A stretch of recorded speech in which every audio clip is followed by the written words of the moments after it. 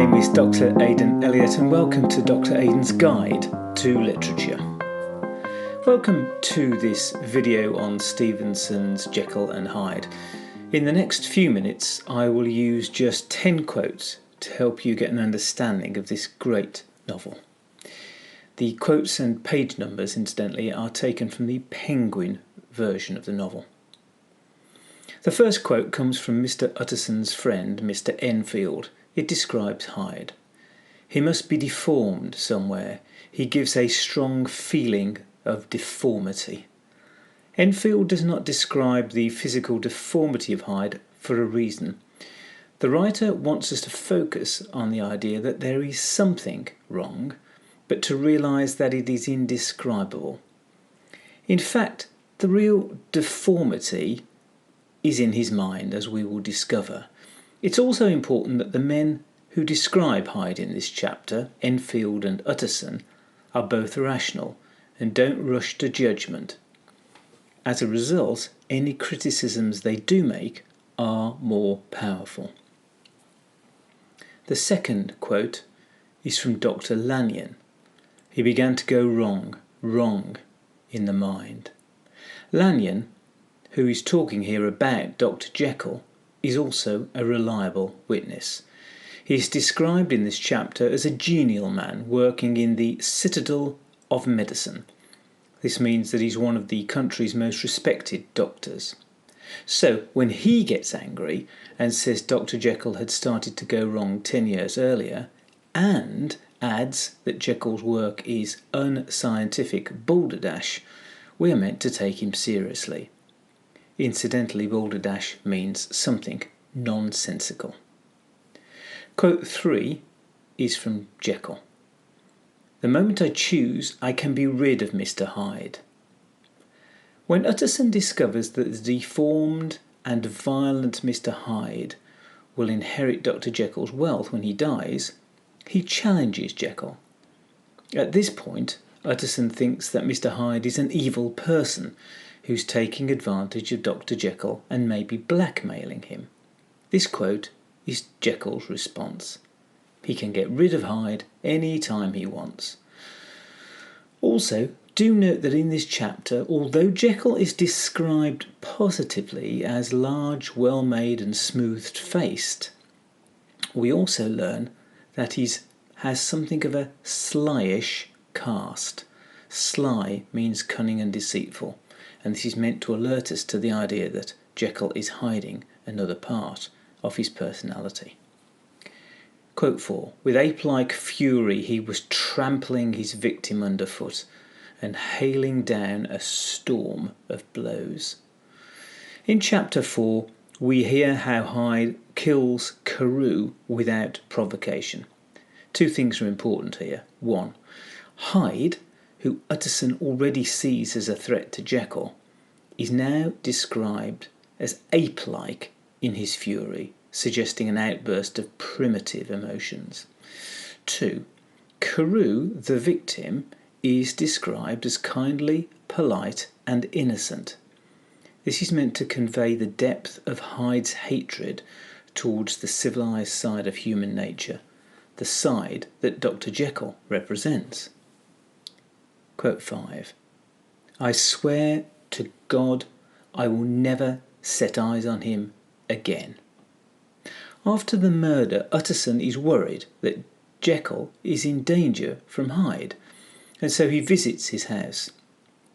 And although he finds Jekyll feeling unwell, he's slightly reassured to hear Jekyll say these words and insist that he won't have any more contact with Hyde. Jekyll then hands Utterson a letter from Hyde claiming that he has escaped to avoid being arrested for the murder of Carew and that he will never return. But later, when Utterson looks at it in detail, the writing appears similar to Dr. Jekyll's. Has the letter been forged? And why? Quote 6 is from Dr. Lanyon. I am quite done with that person, and I beg that you will spare me any allusion to one whom I regard as dead. When Utterson visits Dr. Lanyon and mentions that Jekyll is unwell, he gets this unexpected reaction. Lanyon is so disgusted with Jekyll, who he refers to as that person, that he doesn't even want to be reminded of him. In fact, he regards him as good as dead. An allusion is to call something to mind without actually mentioning it. In this chapter, we also discover that Lanyon has had a shock that will kill him. We want to know what the shock is, but at this stage, we're not told. Quote 7. Taking the air with an infinite sadness of mien, like some disconsolate prisoner, Utterson saw Dr. Jekyll.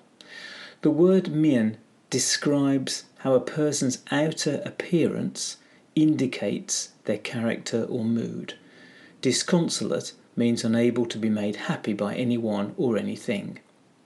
This is the final time Utterson will see Dr. Jekyll alive, and Jekyll sits at a window like a prisoner, filled with infinite or unending sadness. Shortly after this, Jekyll slams the window and disappears from view. Quote 8, from a letter left by Dr. Jekyll. My dear Utterson, when this shall fall into your hands, I shall have disappeared.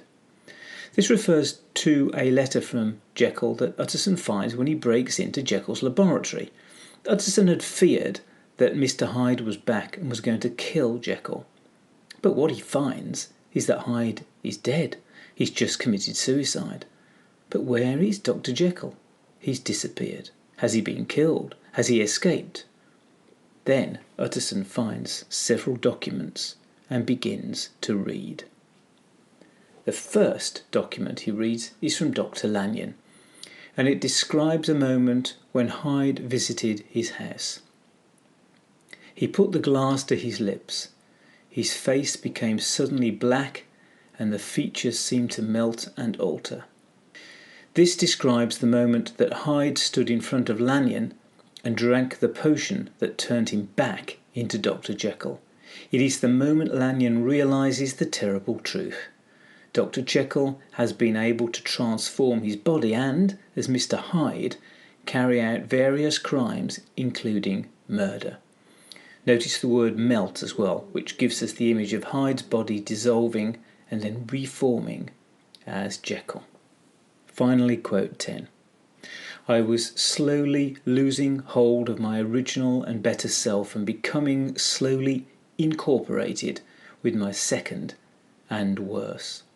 In the final chapter, we read the letter left for Utterson by Dr. Jekyll, which reveals why he changed into Mr. Hyde. He wanted to separate his good and evil sides so that he could indulge in forbidden pursuits without feeling guilt or remorse. But what Jekyll had discovered was that they cannot be kept separate. One side or the other will be dominant. And if you want to know more about how and why Dr. Jekyll went from respectable citizen to murderer and tortured recluse, I will be analysing chapter 10 in greater detail in my next video. So do look out for some of these features as you read and study this novel, and I hope this brief video has given you some new insights that will help you to get greater enjoyment from Stevenson's Dr. Jekyll and Mr. Hyde. Give a thumbs up if you enjoyed this video and subscribe now so that you never miss any of my future posts.